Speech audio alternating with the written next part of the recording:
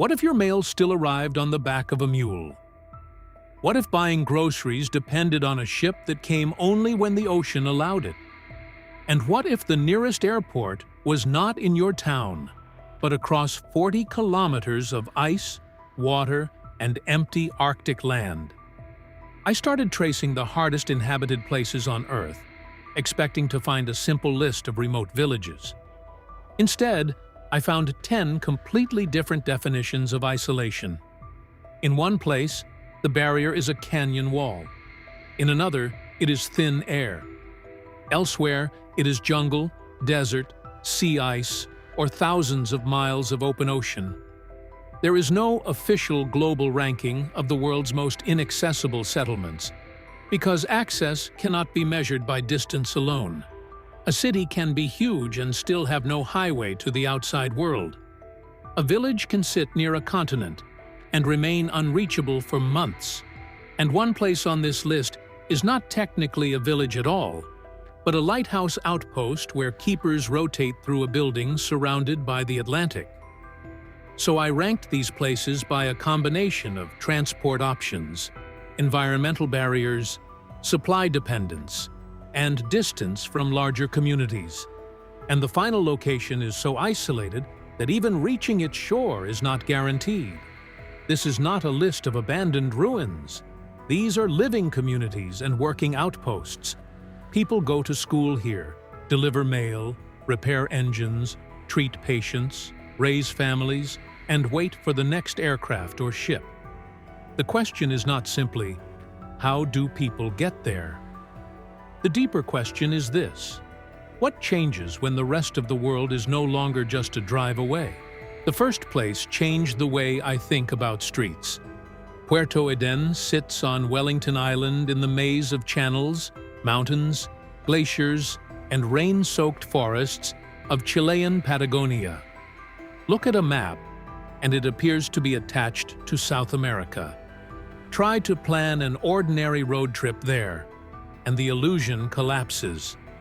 No highway reaches the village. Chile's tourism authorities describe access as maritime, by ferry. The journey from the north can take roughly 30 hours. But what happens after the boat leaves? There are no cars moving between houses because there is no conventional street network. Wooden boardwalks serve as the village's arteries, lifting pedestrians above wet ground and connecting homes, public buildings, and the waterfront. Here, the sound of an approaching engine does not usually mean a car. It can mean the arrival of the vessel linking the settlement to the wider country.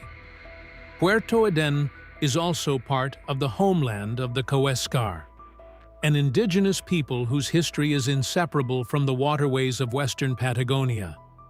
That matters because I do not want to describe this as an empty wilderness suddenly occupied by a modern village. Human life here is much older than the shipping schedule. The channels were routes long before outsiders drew national borders across the region. So what makes Puerto Edén inaccessible? It is not the greatest straight-line distance on this list. It is the absence of alternatives. If conditions interrupt maritime transport, there is no parallel highway waiting behind the trees. The fjords themselves are the road, and that changes the meaning of a delivery. In a large city, supplies are almost invisible. They appear on shelves after passing through a vast network. In Puerto Edén, the network becomes visible as a vessel on the horizon. Food, fuel, medicine, mail, and construction materials all carry the memory of the sea journey that brought them in. This village is our first warning. A place does not need to be far from land to be cut off. Sometimes the land itself is the obstacle. But our next settlement makes Puerto Edén seem connected, because it is a major city whose only true highways are water and sky.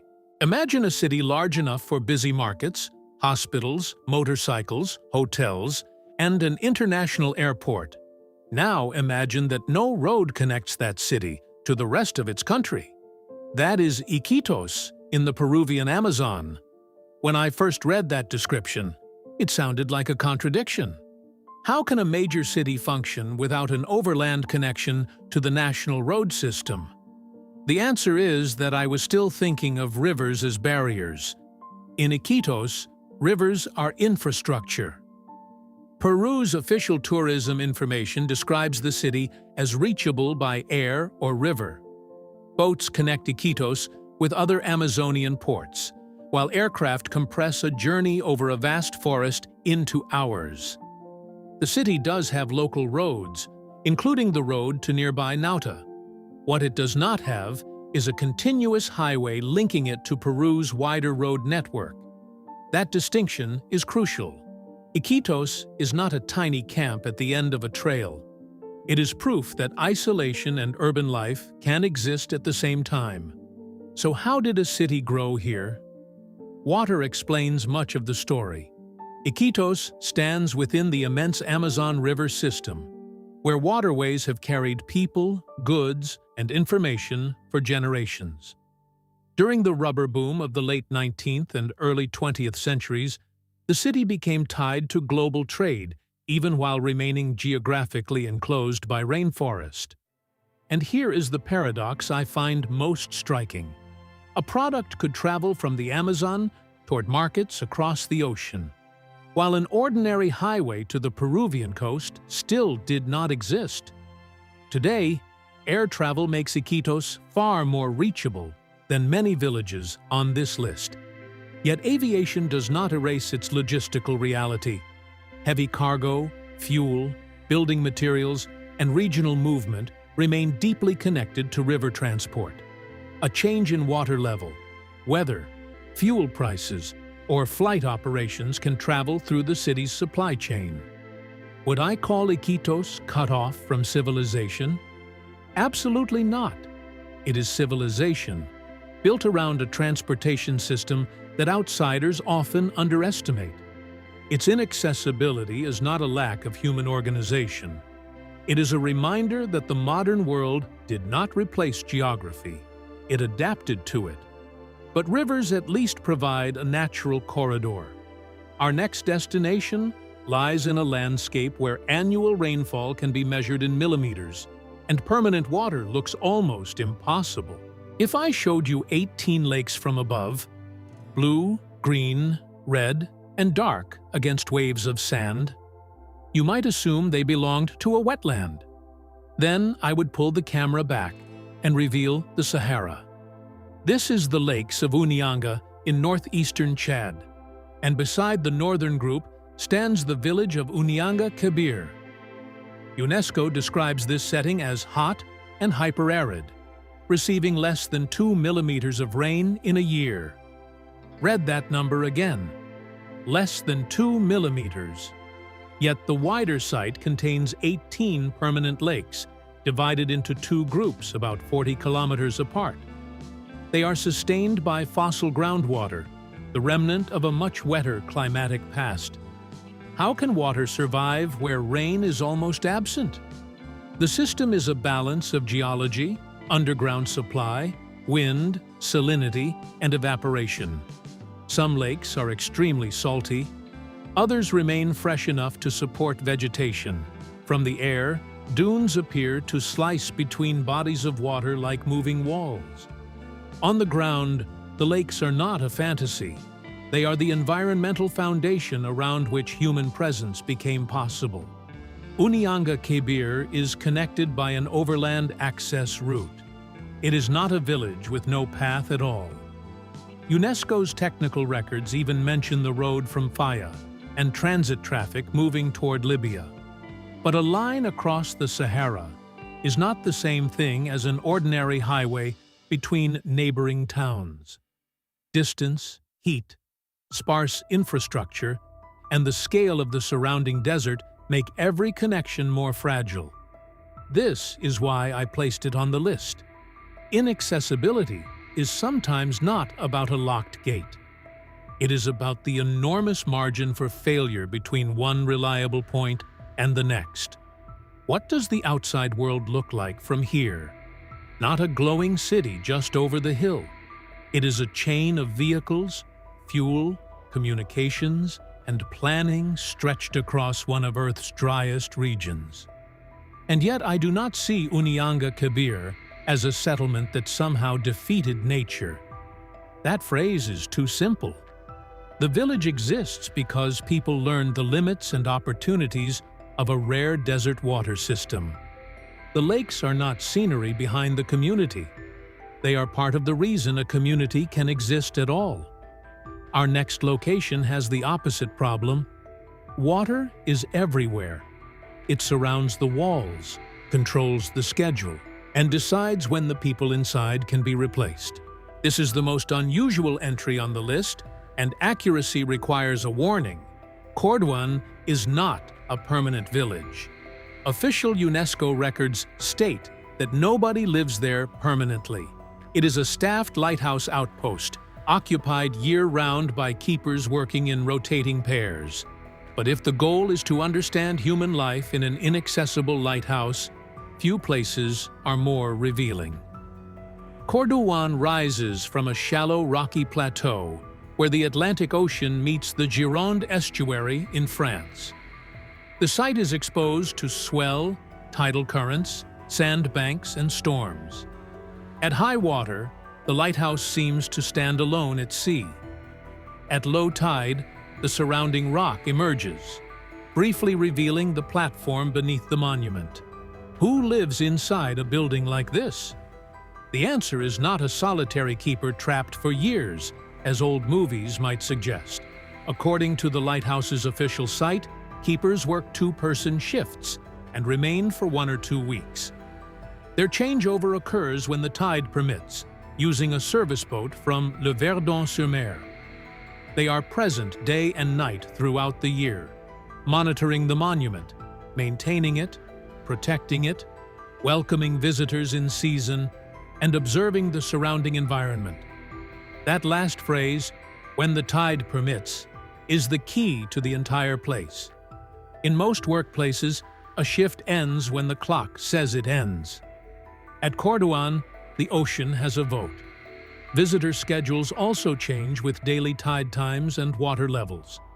Even arrival can require an amphibious landing before anyone climbs the tower's 301 steps. The lighthouse has guided shipping for more than 4 centuries, and UNESCO added it to the World Heritage List in 2021.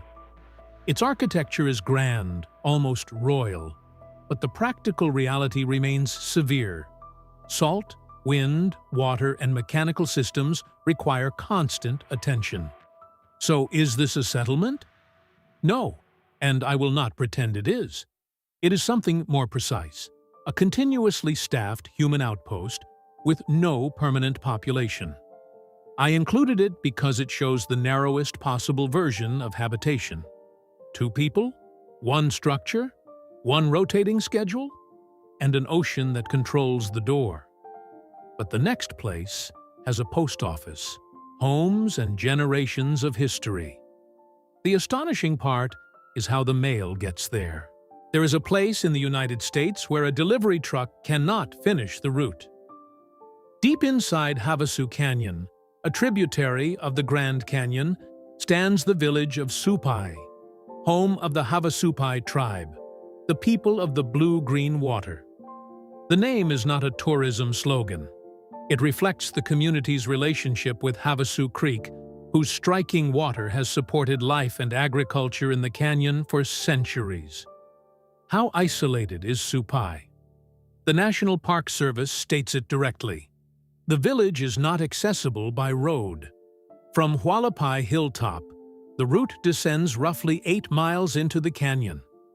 The tribal government explains that people and goods make that journey by foot or horseback. Then I found the detail that makes Supai unlike any other American community. The United States Postal Service still uses mule trains for deliveries into the canyon.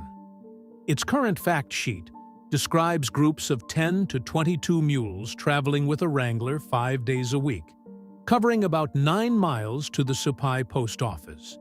USPS identifies this as its last mule train delivery route. Think about what that means. A package can cross a continent in aircraft and trucks, pass through automated sorting centers, and then complete its final miles at the pace of an animal on a canyon trail. But I have to resist turning that image into a novelty. Supai is not a theme park built around unusual mail.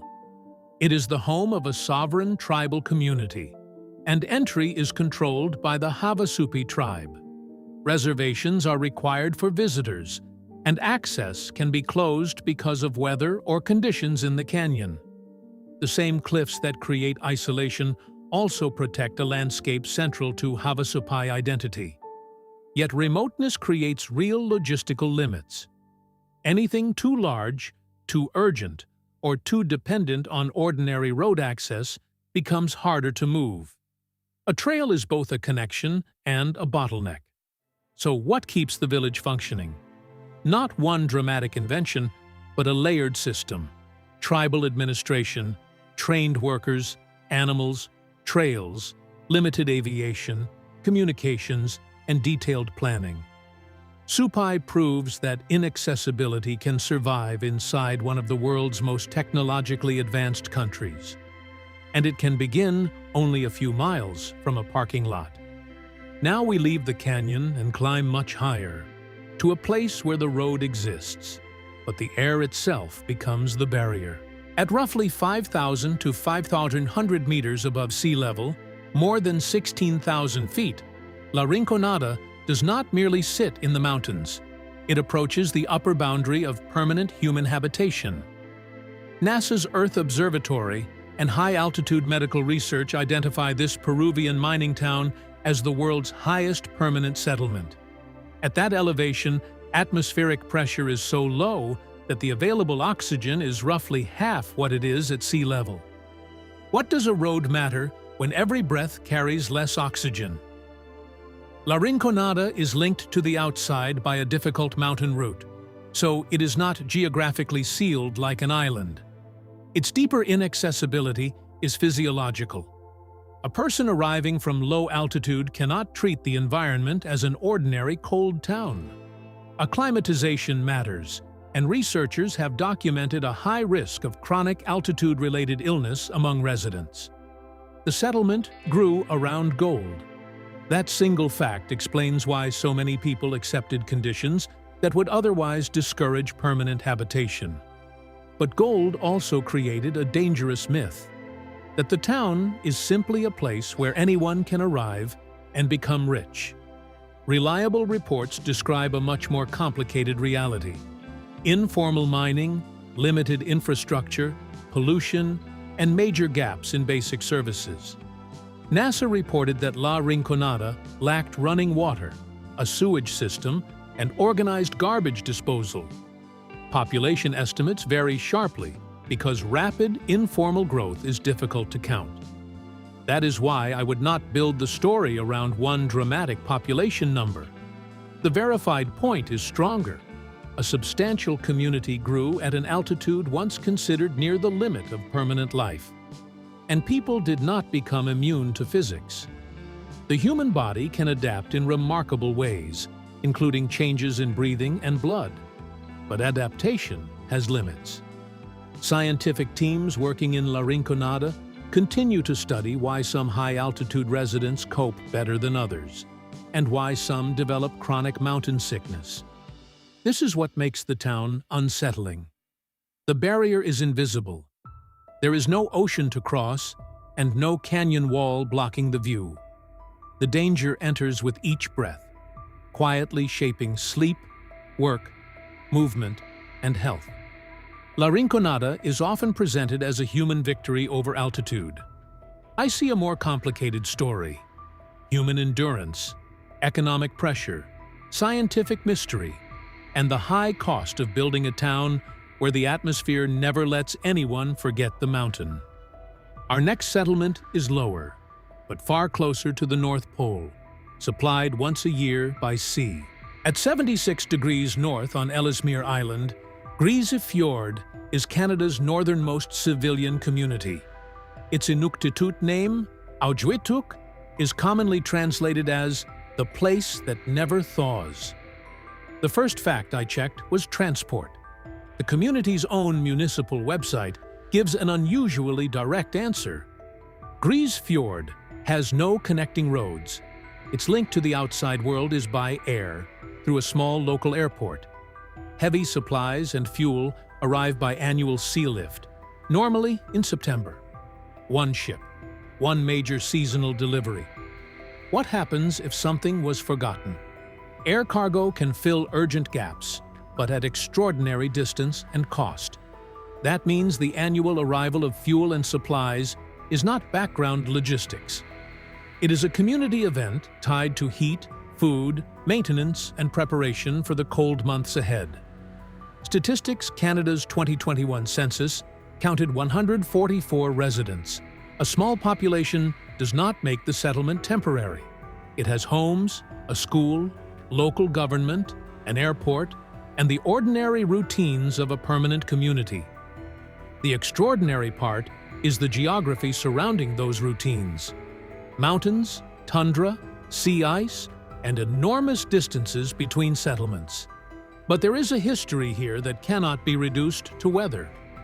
Grise Fjord was established after the Canadian government relocated Inuit families from Inukjuak and Pond Inlet to the high Arctic in the 1950s. In 2010, the federal government formally apologized for the hardship and suffering caused by those relocations. The descendants of the relocated families built a lasting community under conditions they had not freely chosen. Why does that matter in a video about inaccessible places? Because maps can hide power. A dot in the Arctic may look like a romantic story of explorers choosing the edge of the world. Grise Fjord is also a story of government policy, displacement, survival, and Inuit resilience. Today, residents call this place home. Local knowledge turns sea ice, weather, animals, seasons, and terrain into readable information. Isolation does not mean ignorance of the landscape. Often it means the opposite. From Grise Fjord, the outside world arrives through a runway and a short shipping season. At our next location, there is no airport at all, and the final ocean crossing begins hundreds of miles from the nearest commercial runway. Adamstown is a capital, but almost nothing about it resembles a national capital. It stands above Bounty Bay on Pitcairn Island, a small British overseas territory in the South Pacific. The island is only about 2 miles long and 1 mile wide. Its permanent community numbers only around 50 people, and the road climbing from the landing is fittingly called the Hill of Difficulty. The name sounds like a writer invented it. The geography makes it practical. There is no airport on Pitcairn. To reach the island through its regular passenger system, travelers first fly across the Pacific to Tahiti, then onward to Mangareva in French Polynesia. From there, the official route continues by sea for roughly 300 miles. Pitcairn Tourism describes that final crossing aboard the island's passenger and supply vessel as about 32 hours. And even then, the journey is not finished in the way an airport arrival is finished. Pitcairn has no large sheltered harbor, where an ocean ship simply parks beside a terminal.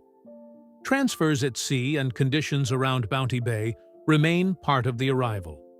So how does a community this small maintain modern life? The answer is a combination of supply voyages, local work, satellite communications, government services, fishing, agriculture, tourism, and careful use of limited resources. The official shipping schedule is not merely useful to visitors. It is a calendar connecting Pitcairn to fuel, freight, passengers, and the wider Pacific. The island's history is globally famous because of the Bounty mutineers and their Tahitian companions, whose descendants formed the later community. But that dramatic origin can overshadow the present. Adamstown is not a frozen historical exhibit.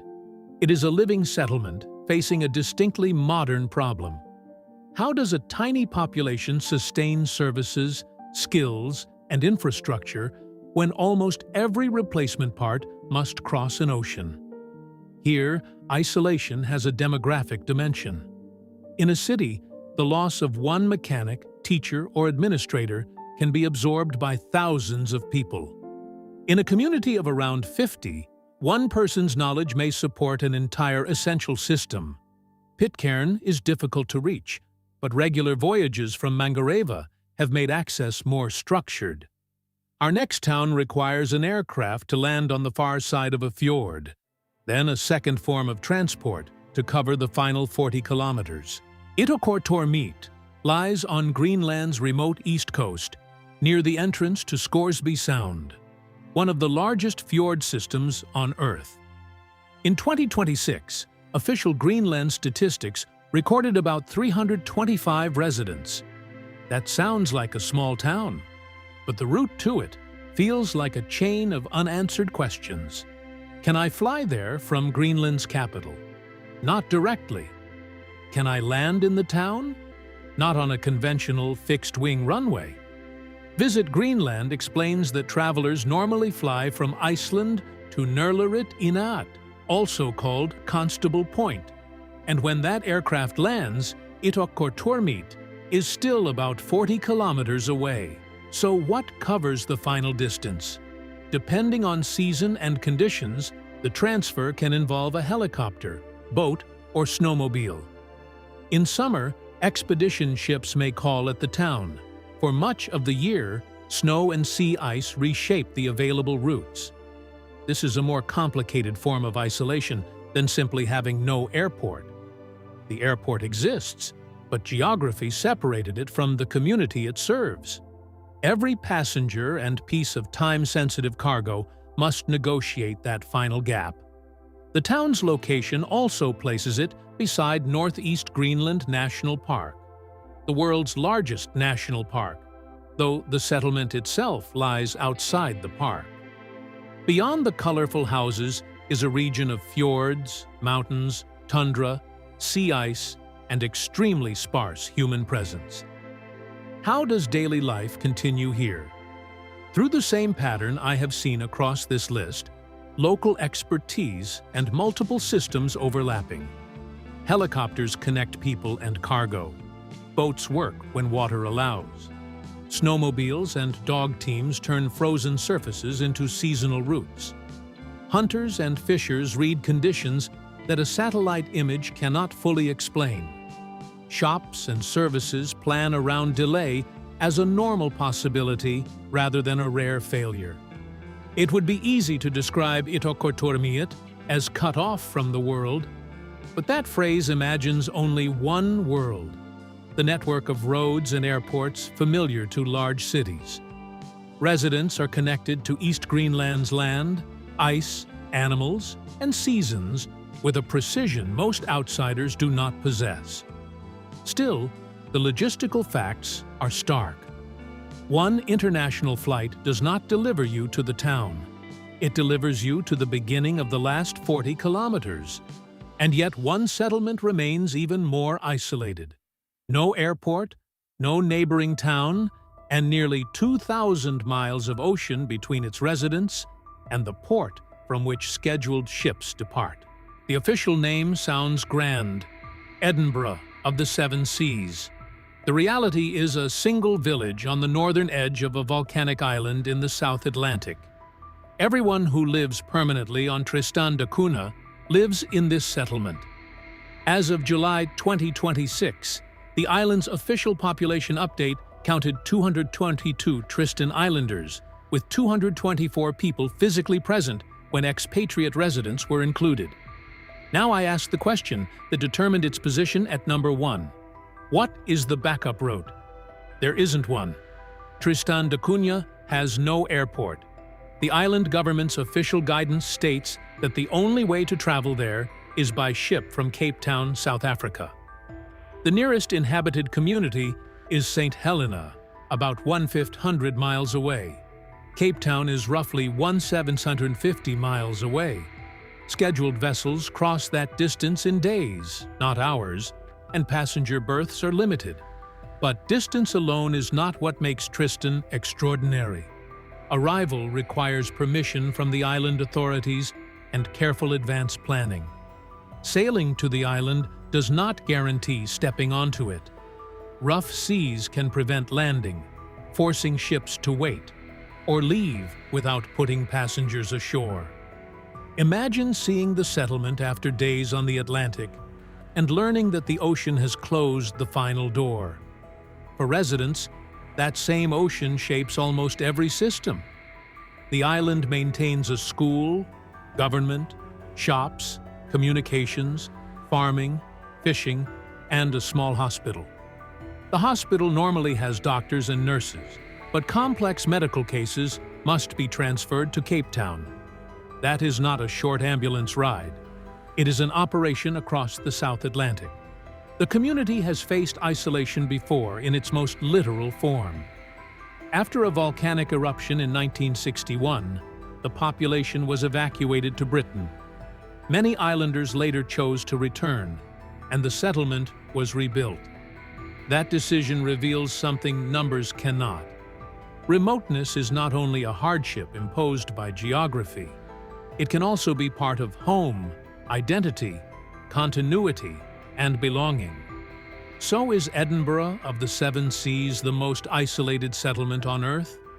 Its own government describes it that way, and by several practical measures the claim is compelling.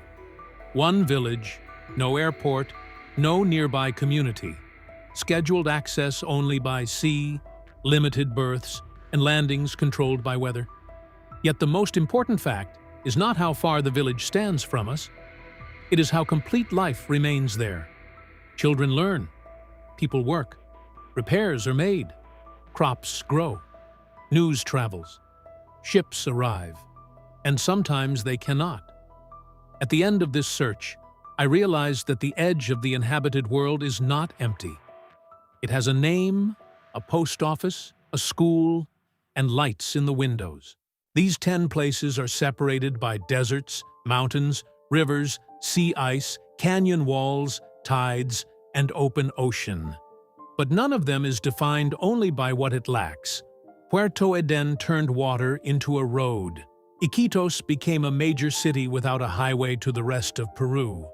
Onyanga Kebir grew beside ancient groundwater in the Sahara. Cordovan keeps a human watch in the Atlantic. Supai receives mail by mule. La Rinconada lives at the limit of altitude. Grise Fjord prepares for an annual sea lift. Adamstown depends on a 32-hour ocean crossing. Itokortormit begins where the airport journey ends. And Tristan da Cunha maintains a complete community beyond nearly 2,000 miles of sea. So which place surprised you most? And could you live somewhere where weather did not merely change your plans, but controlled your connection to the outside world? If you want more carefully researched journeys into the planet's most extraordinary places, subscribe and turn on notifications. There are still corners of the map that most of us have never truly seen. And the next one may be stranger than anything on this list.